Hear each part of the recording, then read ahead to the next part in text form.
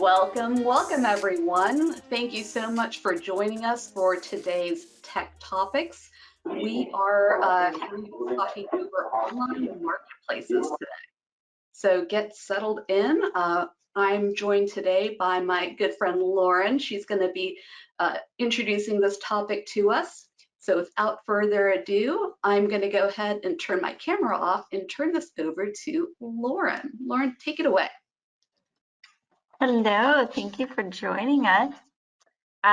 So today we're just going to go over some online marketplaces. So I'm going to turn my camera off too. All right. So today we're just lightly touching on 5 different online marketplace apps. This is just to help you decide which ones you may be interested in using.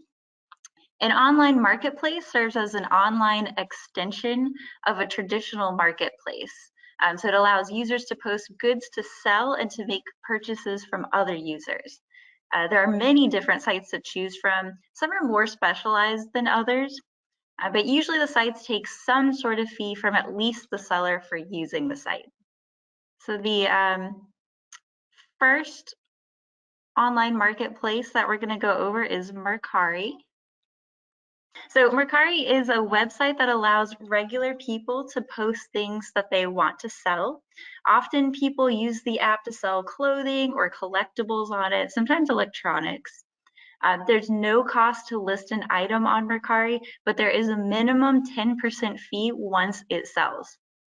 As a buyer, you have the option to pay the asking price immediately, or you can send an offer. If the seller accepts the offer, you'll be notified, but they may send a counter offer or refuse it outright. Mercari seems to have basic protections for buyers if an item is counterfeit or doesn't match the listing, but it has virtually none if your issue is related to something like odor. Mercari is fairly easy to get started with. It doesn't seem to be as complicated as eBay is. It also has a rating system for both buyers and sellers, so you can always check that out before you actually purchase something. All right, so next up is Facebook Marketplace. So you need to first have a Facebook account in order to use Facebook Marketplace. You can either create a store or just create a listing. There's no cost to list or sell as individuals on Facebook Marketplace, but if you sell as a merchant, there is a 5% fee on all sales. The site has an option to ship, but you can also meet somebody locally. In these cases, you can complete the transaction using any payment method you feel safest using. Facebook Marketplace offers minimal buyer protections and does not offer protection for purchases made through local pickups or through Facebook Messenger. So if you meet somebody and you just exchange cash, there's no protection there. Ratings exist, but they're only available on the Facebook app. All right, so next we have eBay. eBay is possibly the most well-known marketplace website and one of the biggest. eBay takes a percentage after the item sells. There's no fee to list on eBay if you list under 250 items a month. Listings over 250 cost 35 cents. You can customize how you want to sell your item. So you can choose to have an auction or allow offers, or you could do a buy now option. You're able to choose different services and speeds for shipping as well. Once you sell an item, you do have the option of printing a shipping label right off of the website. It will subtract the purchase price from the sale. So it's pretty easy once you get used to it. After that, you just have to drop it off at your chosen mail carrier. And you can choose to have payouts happen every day or once a week. Now, if you're interested in buying something from eBay, there's several ways to do so. You can click the buy now option, you could participate in an auction, or you can send an offer if the buyer has allowed that. The shipping cost should be posted as well. There's some protections for buyers on eBay with an option to open a case against sellers, but still use caution when purchasing on the website. There are some scams that are going around. Sellers have ratings and reviews that you should read through before making any purchases. All right, that brings us to Etsy. Etsy is used mostly for handcrafted goods, although more and more commercial goods are finding themselves on there. The first step in selling on Etsy is to create your own store. Etsy allows sellers to post a listing for 4 months or until it sells. There is a 20-cent listing fee per item. When an item sells, Etsy charges a 6.5 transaction fee. Like eBay, you can create shipping labels from your store. The website also lets buyers rate and review sellers, so you can always read through those before buying. Okay, and our last marketplace we're going to go over today is OfferUp. So OfferUp works similarly to Facebook Marketplace. Sellers can choose to ship or only offer local pickup, in which buyers or sellers would meet in a public place to exchange the goods and money. Buyers can make offers or click the buy now option. If you want your listing to be seen more, you can pay to have it bumped. The site also has a rating system for sellers, and OfferUp has basic buyer protections, but it won't cover anything ill-fitting or any purchase made outside of the OfferUp purchasing system. All right, I'm going to turn my camera on here again, just so we can take a minute and talk about one of the ways that we can kind of continue this tech topic experience at home and learning about online marketing and selling stuff online. So I want to take a minute to highlight our LinkedIn learning resource. If you've been to one of our virtual programs before, you have probably seen me talk about this one. I think it's a fantastic online learning platform for everyday folks who might just want to learn a very specific skill just for their personal lives or maybe for some professional development. And with this topic, with the online selling, it really has a pretty thorough overview of how to best do that. So in terms of learning the different platforms and how to use the software for those websites, how to engage with those websites themselves, down to things like how to manage your accounting. You know, you're going to be a small business or some call it a micro business if you're selling things kind of regularly on there. How do you keep track of that money? How do you do that sort of thing? So there's a ton of classes available through that to really help you navigate some of the intricacies of selling things online, whether it's something that you hand make or what have you. So encourage you to check those out.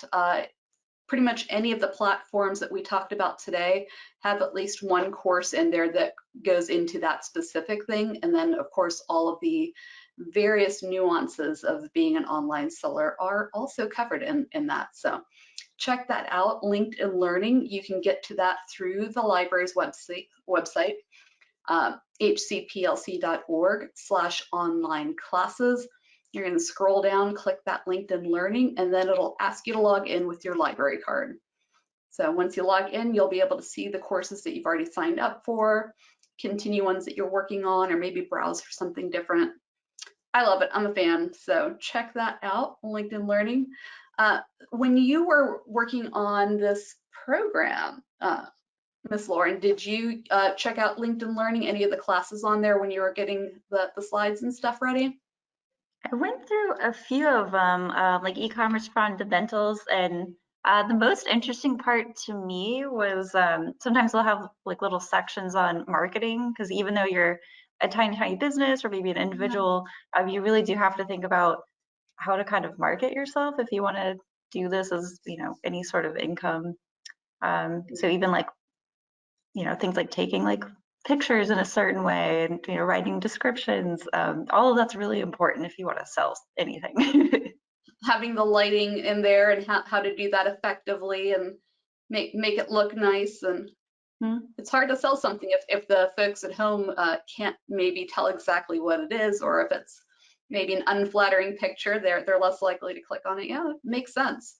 I know there are some good courses on there. There's even one on how to like build your own light box so that you can, instead of maybe buying one, you can build one at home. I saw that one a while back. I don't know if it's still on there, but worth checking out. Yeah, love it. I see that we have at least 2 questions already waiting for us. So I'm gonna start reading those off in a moment.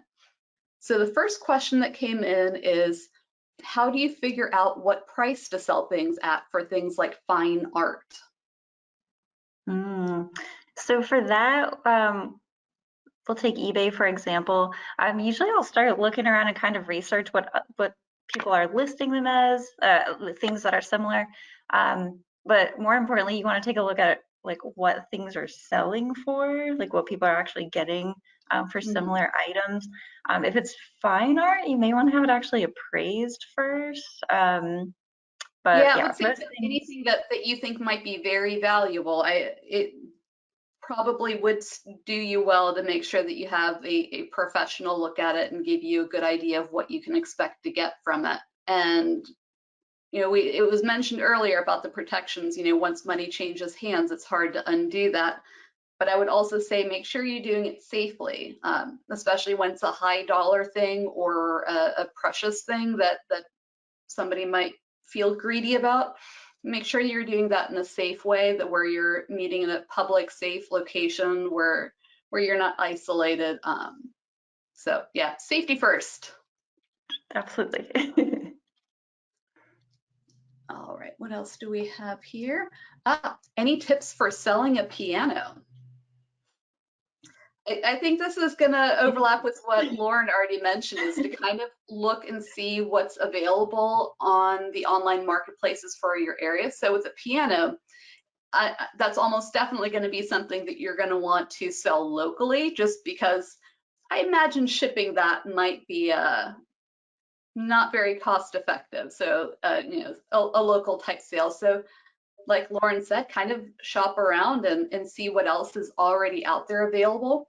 And remember, just because someone has a piano listed for, $5,000, check back a week later and see what it actually sold for. So just because it was listed for $5,000 doesn't mean it was sold for that much. So yeah, with anything, with the piano and with anything else, yeah, like Lauren said, definitely shop around and see what other things are going for and line up with that. If you're gonna ship it, research shipping costs first and then include them in the price. And maybe use like a resource like our consumer reports resource if you're shopping around for products and services that might help with that. Okay, we have another question here. Is it better to sell a complete art collection or individually? I'll take that one again. That is going to entirely depend on what you're selling and who you're selling it to. Anytime there's an element of something that might be an individual piece versus a collection, you're most likely, if it's something that's valuable, going to get the most money out of it if you sell it off piece by piece. But a lot of times that means you sell off the pieces that people want and you're stuck with a whole bunch of stuff that nobody wants. You kind of have to weigh the pros and cons of that. How long are you willing to draw it out, if you're selling it bit by bit?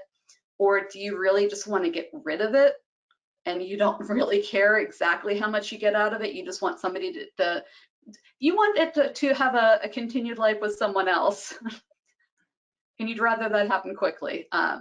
Then you might consider doing it as a, take it all or leave it and give them a deal on it. That's going to be very specific to the type of collection that you have and what the market is for it right now. So case by case. Okay, Ms. Lauren, did you have any questions that came in on your side? I did have one. Like, do these websites require a proper bank account to get the money? So that is going to depend on what site you're using. So a site like Mercari does require a bank account, and Etsy does require a bank account. But obviously, like Facebook Marketplace and OfferUp, you can just, Venmo, you can do cash, so you can do anything. So it just kind of depends on what site, and I would definitely research that before like you get started. That's good advice. With all of it, make sure you're looking into what you're using and how you're selling it. I agree. Well, I think that is pretty much all of our questions. I haven't seen any new ones come in. You can always reach us at hcplc.org/contact. That website will have all of our contact information, our phone number. It has a link to our Ask a Librarian resource that I'm a big fan of, where you can live text or chat with one of our local librarians to help you find a library resource or other information in the community. If you're looking for more upcoming events and programs, we've got a lot of fun stuff coming up. We have the Teen Lit Festival coming up next weekend. We've got some great best-selling authors that are going to be joining us for workshops for teens to learn how to write and go over some really fun topics. We also have the Family Heritage Festival coming up. So if you're into genealogy, check those out. Both of those coming up very soon next week. hcplc.org/events is going to have all of our stuff on there. And as always with our tech topics, these will be recorded. They'll be posted to our YouTube channel so that you can catch up on those later.